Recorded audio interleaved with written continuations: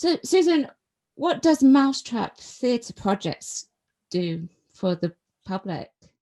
So it started organically, and initially I met with teachers and young people and producers and funders to find out really what this organization should be about, you know, and it was really very organic in that way. And but I got a call one day from David Pugh, who had a play called Art, which you may have seen. It's a quite famous play. And he had been a school teacher, and he was very keen that young people see this play.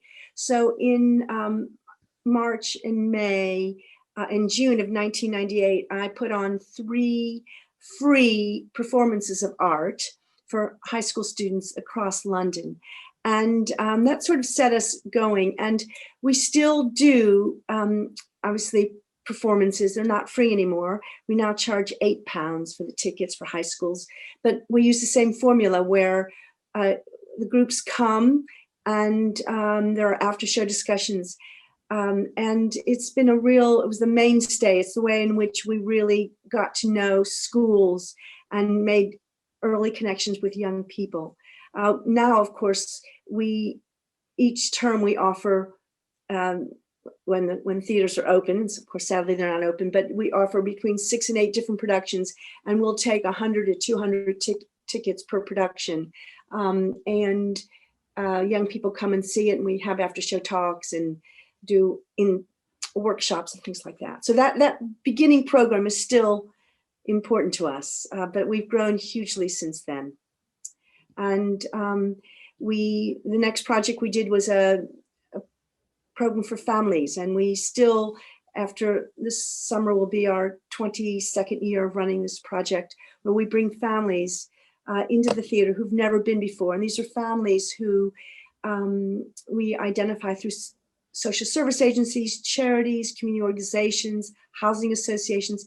These are families who never thought they could go to the theater, and we take them to the theater for £6 a ticket per family member. And it's truthfully to say, it's life-changing for these families. It's something they thought they couldn't do, they do it. And then we stay in touch with those families ever after, you know, offering them a whole range of other kinds of productions, and even opportunities to go to museums and galleries and concerts. So it's not, once they come with us to see a theater production, we really try to broaden their kind of cultural horizons. And we have about 6,000 families in our database. Oh, wow. Yeah.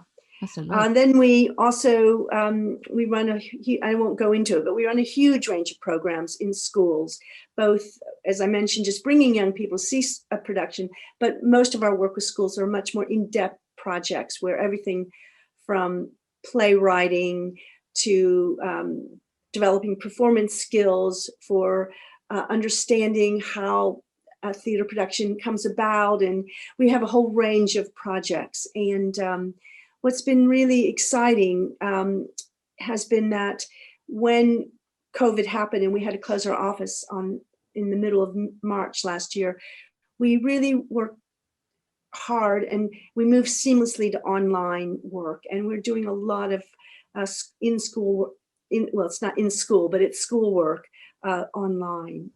And it's been very successful. And teachers are really happy to have that additional resource to be able to offer to their students. And the other group that we work with, in addition to students and families, is we work with young people in community settings, youth clubs, and we work in places like hospital wards. I mean, wherever young people are, we go there, and we have a whole range of different programs. And this morning at our staff meeting, we were talking about a project that we're running with new refugees, and which has been really very moving. You know, a lot of these young people come together.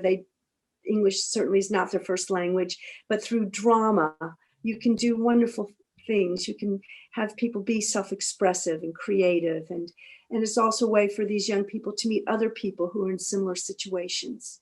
So that kind of work is really important. Our mission is to provide an opportunity for young people who wouldn't otherwise have the opportunity to see theater, but also to engage with theater. And since theaters have been closed, we're doing obviously much more work in the whole area of drama workshops. And the work has been very moving and very powerful. It sounds absolutely amazing. Started with saying that we're about providing opportunities for disadvantaged young people and families to attend theater, but also really engaging with them through drama to help them develop new skills, take some risk, broaden their horizons, and raise aspirations. That's really kind of the in-depth, work that we do.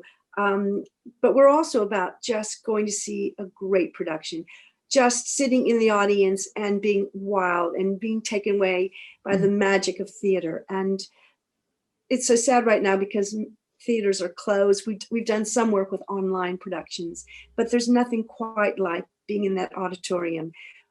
It is a communal experience, and it is, as I think all of us who love theater know, it can be transforming. And Mamma Mia was the show that changed my life forever. It was the first show that I ever saw in the West End, so I completely and totally understand where you're coming from. And it's such a good idea.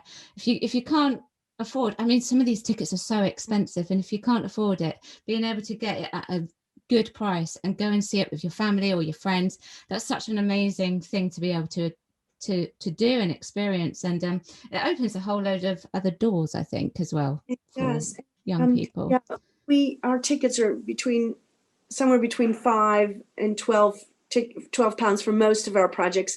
We have some older young people we engage with, and they pay slightly more, about 15. But yeah.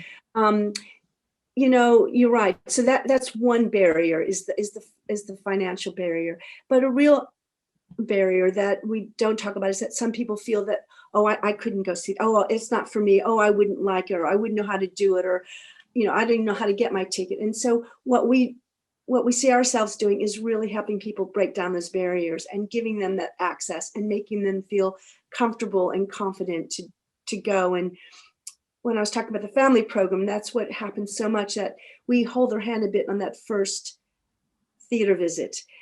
We call them before they come to see the show and say, do you have any questions? And they'll ask, what do I wear? Or what if my child doesn't like it? And we try to, help them through that kind of anxiety. But once they go once, and they have to pick up their tickets at the box office like any other patron, and they have to get to the theater on their own. We don't organize coach loads. But once they go once and they have the confidence to do it, they'll see everything and anything. And it's really, it provides a whole new vista for those families. Oh, it's amazing. And yeah, theatre just opens up so many doors, and it's such a good idea doing it that way and just making the access a little bit easier and opening it up to them. Okay, so